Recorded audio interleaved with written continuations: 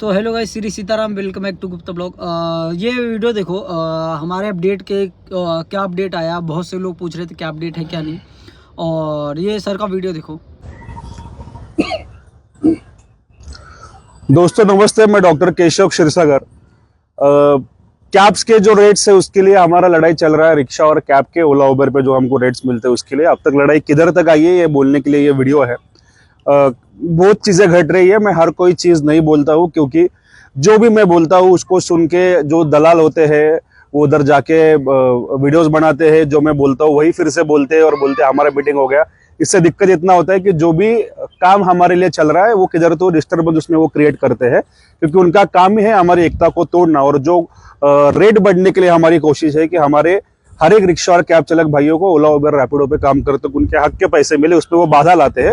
इसलिए हर एक चीज जो अभी फिलहाल हो रही है वो आपको नहीं आपके साथ साझा कर रहा हूँ। लेकिन आज मैं आपको ये कॉन्फिडेंटली बोल सकता हूँ कि आखिरी जो मीटिंग हो गई, मतलब जो हमारा पहला मीटिंग हो गया था, पहला नहीं मतलब जो हमारा लास्ट टाइम का मीटिंग हो गया था, जब आयुक्त साहब थे, राज्य के आरटीओ थे, पुणे, मुंबई और नागपुर के, मुंबई के पूरे एमएमआरडीए के आरटीओ थे, और उनके सामने ये बात तय हुई थी कि हर एक आरटीए, मतलब हर एक जिले का आरटीओ जो ऑफिस जहाँ पे है वहाँ के जिलाधिकारी वगैरह सब मिलके जो आरटीओ का समिति है, वो आरटीए का समिति हर एक डिस्ट्रिक्ट में ओला उबर के रेट्स डिक्लेयर करेगा।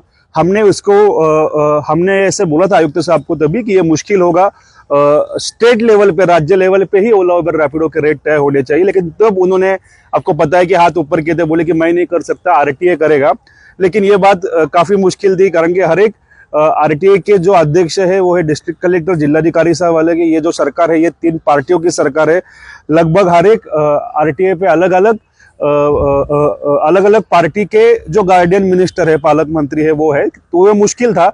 तो चलो देर आए दुरुस्त है, इनको समझ में आया सरकार के जो अधिकारी है कि आरटीए के लेवल पे रेट तय नहीं हो सकते, स्टेट लेवल पे हो सकते हैं।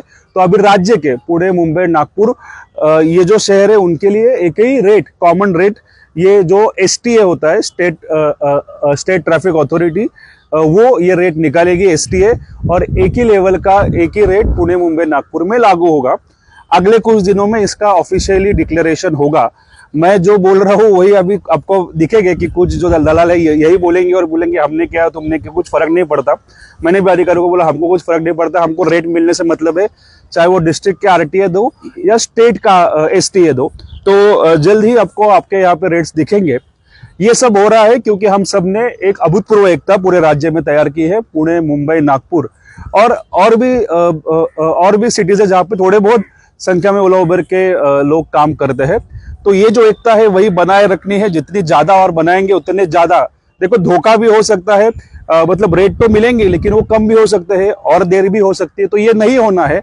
इसके लिए हमको एक ही चीज, इस सब का सॉल्यूशन है हमारी एकता। अब आज भी देखते होंगे कि आज पहले बार इतिहास में रिक्शा और कैब, ये दिखा, ये पीछे रिक्शा खड़े हैं, यहाँ पे कैब खड़े हैं, इन्होंने एक साथ सावन का पूजा रखा है। जो औरतें रिक्शा चलाती है, जो महिला रिक्शा चला के, उनकी भी पूजा हुई है। ताहिर शेख भाई किधर है मेरे? आ जाओ आ जाओ आ जाओ, इधर आ जाओ।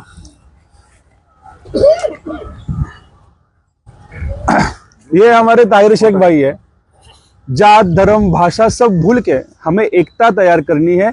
इन्होंने भी उनके गाड़ी की पूजा की, हालांकि अपेक्षित नहीं था, लेकिन ये जो जज्बा है एकता का, ये एकता का जज्बा बरकरार रखने के लिए जो हम लोगों में हम सबका एक ही कॉमन चीज है कि हमारा पेट के लिए हम लोगों का झगड़ा चल रहा है। तो किसी भी चीज के ऊपर से हमें भेदभाव नहीं तैयार होना चाहिए। और ये एकता जो हमने बनाई है, इसी के लिए जो काम चल रहा है वो काम चल रहा है। आपके लिए बड़े बड़े अफसरों की मीटिंगें हो रही है, एसटीए की मीटिंग भी हो गई है। कुछ ही दिनों में ऑफिशियली रेट आ जाएंगे। मेरा काम यह है कि उसके ऊपर ध्यान रखना, जो नजरें गड़ाए हुए हूँ, मुझे जो इन्फॉर्मेशन मिलता है, सब तो आपको पता है कि शेयर नहीं कर सकता, क्योंकि काम खराब करने के लिए बहुत लोग बैठे हैं पैकेट लेके। लेकिन जितनी इन्फॉर्मेशन अभी आज की तारीख में शेयर करना सेफ है उतना कर रहा हूँ कि गारंटी अगले कुछ दिनों में हमको हमारे रेट मिल जाएंगे। अगर गलती से किसी ने धोखा या गद्दारी करने की कोशिश की तो मुझे आपसे ना कुछ पावती चाहिए। आपने देखा होगा हमने आज तक भी कुछ पावती या मतलब पैसे नहीं लिए संगठन में। अगर लिए हैं तो सक्सेना जी को उधर ही दिए है, उनके फैमिली को, जिनकी जान गई थी, आत्महत्या जिन्होंने की थी।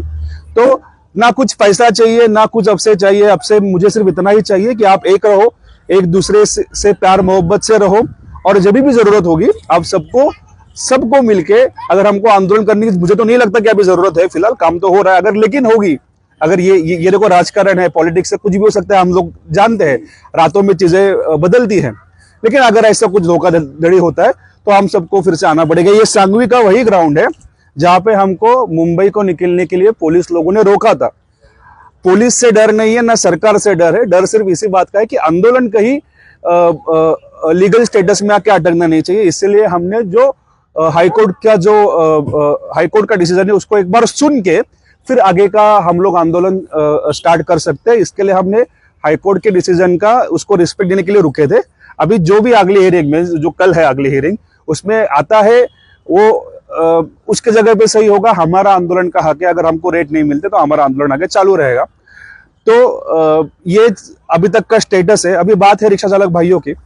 पुणे के बारे में तो पता है कि पुणे में तो बाइक टैक्सी शुरू हो नहीं सकती, क्योंकि इधर हम लोग खड़े हैं, पुणे के रिक्शा वाले भक्त रिक्शा वाले के माध्यम से एक साथ खड़े हैं। नागपुर में भी अभी खड़े हैं, आप लोग देख सकते हो कि बड़े तादाद में नागपुर में भक्त रिक्शा वाला का काम चल रहा है।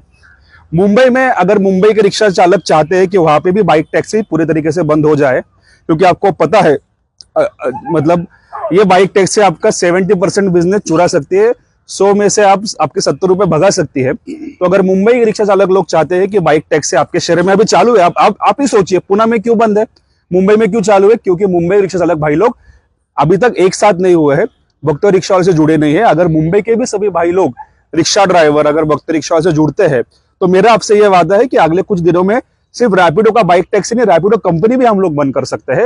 रैपिडो का सब, क्योंकि सबको पता है कि रैपिडो ने ही सब जगह पे रेट्स जो है वो कम किए हैं।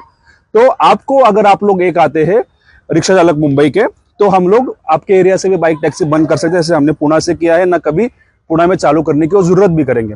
आपको पता है एक बहुत बड़ा षड्यंत्र चालू है कि ई बाइक टैक्सी के माध्यम से बाइक टैक्सी चालू करने का साजिश चालू है। अगर ये सब हमको रोकना है तो पूरे महाराष्ट्र के रिक्शा चालक भाइयों को एक होना पड़ेगा, जिस तरह से अभी कैब चालक हुए हैं।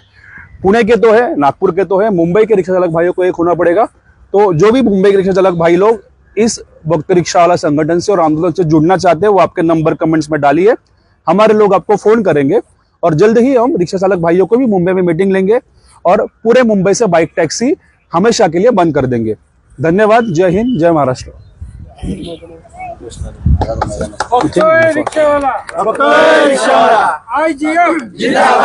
हम सब तो भाई आप लोगों ने ये वीडियो देख लिया, क्या अपडेट था क्या नहीं। सर ने आया अपडेट दिए और जो भी अपडेट था ये मिला ही। और हमारे कल पेशी है तो उसका भी अपडेट कल आएगा, जो भी अपडेट रहेगा मैं देता हूँ। Thank you.